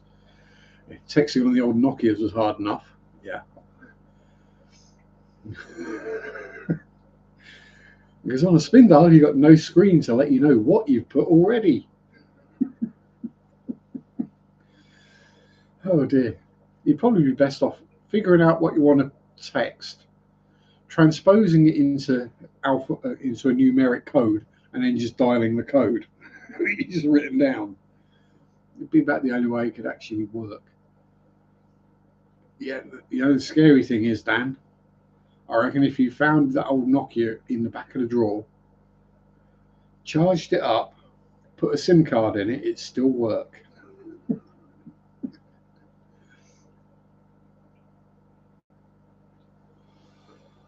And you could go back to playing Snake in grey and grey. Anywho, my time is up. So as usual, thank you to everyone for being here. Thank you, Graham and Dan, for the membership gifts. Most appreciated. As I've said many a time, don't forget it's Valentine's Day this week. Have fun. Stay safe. Peace out. Rock on. Bye-bye. Sunday shop do do do do do. Sunday shop do do do do do. Sunday shop do do do do do do do. R.